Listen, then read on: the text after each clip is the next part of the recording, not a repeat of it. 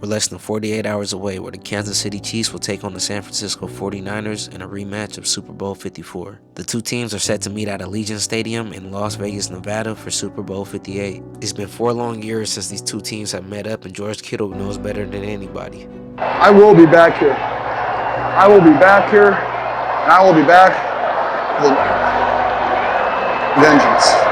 Against Goliaths, many things are still the same. You still got guys like Andy Reid, Pat Mahomes, and Travis Kelce.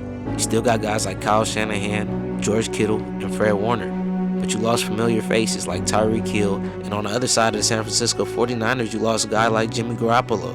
He led the team to a Super Bowl previously and also an NFC Championship. And look at it now, they got a guy like Brock Purdy and also a great addition at running back in Christian McCaffrey. In this game, there's many possibilities. Maybe Kyle Shanahan finally defeats Andy Reid, taking the throne. Or maybe Andy Reid adds another ring to his collection, adding him in conversation with guys like Bill Belichick. But let's talk about the guys that really matter, the guys that play in between the lines. This story can end a couple ways. Story number 1, 49ers win their first Super Bowl since the 90s and Brock Purdy plays like shit. Brock Purdy will continue to carry the title as a game manager as critics continue to call for guys like Russell Wilson and Kirk Cousins. They'll probably even question the decision-making of Kyle Shanahan after he traded 3 first-round picks to get a guy like Trey Lance and then traded him 2 years later to the Dallas Cowboys for a 4th-round pick. Option 2, 49ers win, Brock Purdy balls out, and critics use his weapons such as Deebo Samuels, Brandon Ayuk, Christian McCaffrey, George Kittle, Jawan. You know what? It doesn't matter. I get he has a whole bunch of weapons, but either way, at the end of the day, this guy's a baller. Option 3, Patrick Mahomes wins his 3rd Super Bowl at only the age of 28. Stamping his way into Hall of Fame status with guys like Joe Montana and Tom Brady.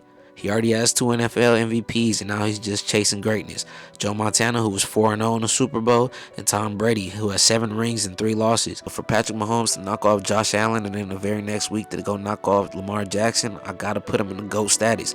Option 4 is more of a question to you. If Patrick Mahomes loses to a guy like Brock Purdy, the last pick in the NFL draft, mystery relevant, the guy that we felt had no chance, will Patrick Mahomes still be able to be put in that conversation? The greatest of all time? I don't know. You tell me.